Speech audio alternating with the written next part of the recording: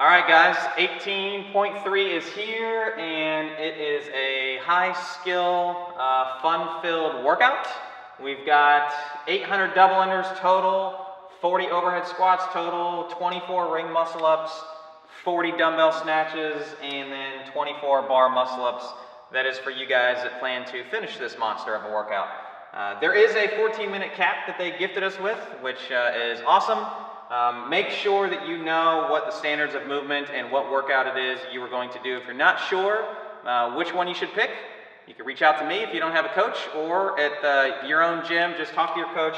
Make sure that they guide you to either A, test where your fitness is today, or B, if you're somebody that's just participating and is hoping to get a good workout, that they guide you in the right direction. A little bit different setup today. We're going to talk a little bit more specifically about warm-up and where you should put your focus for this workout to get the best out of it. What I want you to think about is warm up all of your major joints. It's not a lot of squatting, intensive movement, but warming up the hips and knees, ankles in particular. But hips and knees is going to help you feel comfortable through the overhead squat, and also make sure that your hips and knees can handle all the repetitive jumping that you're going to do.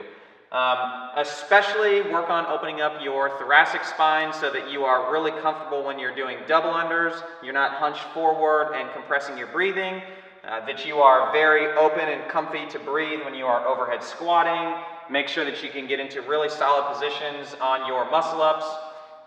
And then also, this is going to be very, very intensive on your forearms and your calves. So spend a lot of time making sure that you get good blood flow to those areas. In terms of focus, how to get the best out of this workout for you, no matter what your ability level is, number one is you need to relax. If you are somebody who feels like they death grip the rope whenever you're jumping, that is going to tighten up your forearms, your biceps, your shoulders, and it's going to make everything way harder than it needs to be. So make sure that you relax, just a nice, soft, easy grip with the rope in your hand.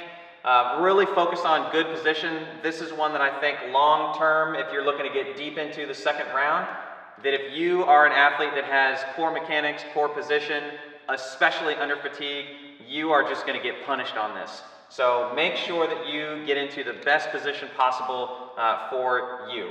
And then finally, last piece is controlled sets on double unders. I think with very few exceptions, you should be breaking your double unders from the very, very first set. Last night when the elites went, although you could argue they were masters men, they both broke late into the first and especially into the second round of this workout. So my rule of thumb is if I see them breaking on something like that, then I know for the vast majority of folks that's going to be the case. The best of the best, I think they're probably going to look to do this workout unbroken, but that's just my 2 cents.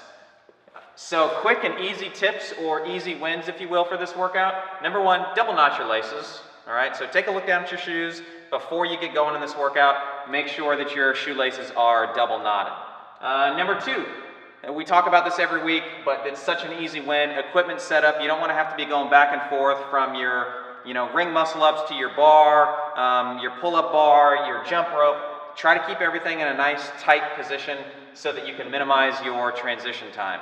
All right. Tie breaks in this workout do matter. So after every set of double unders, make sure that your judge knows to look at the clock and writes that time down. So if you do not finish this workout within the cap, it's going to be the number of reps that you completed and then your most recent completed set of 100 double unders or singles, whichever one you're doing. Make sure that you guys keep track of that. With that being said, make sure that you get back to your rope as quickly as you can at the back end of this workout. Those reps can add up big time. So if you can get to the rope and get some reps in at the very end, it can make the difference between a lot of spots on the leaderboard. And then this is kind of a funky sounding one, but when you are jumping down from the rings or the pull-up bar, be very mindful. I would minimize the distance that you have to actually jump back down to the ground. You're doing a ton of jumping, little jumping today, so you don't want to come down from the rings and end up snapping an Achilles because of the force of having to jump down from too far up in the air. So be mindful of that. If you have some gymnastics padding or something, that would be ideal to have you cushion your fall on the way down. I do think that is going to be a big deal, so be mindful of that. And lastly, because I know a lot of elites and regional hopefuls are going to be redoing this workout, recovery is super, super, super important. We're talking a lot of small local muscular fatigue, especially in the calves and forearms, and then reading down the list, calves, calves, calves. So make sure that you are recovering immediately after the workout, and then keep your lower legs, moving, your forearms moving. Make sure there's a lot of blood flow going to those areas between when you finish your first attempt and you go into your second attempt. As always, if you've got any questions, you can reach out to us on the video page, shoot us an Instagram or Facebook message, call us, whatever you want. But good luck on 18.3, and we'll see you next week.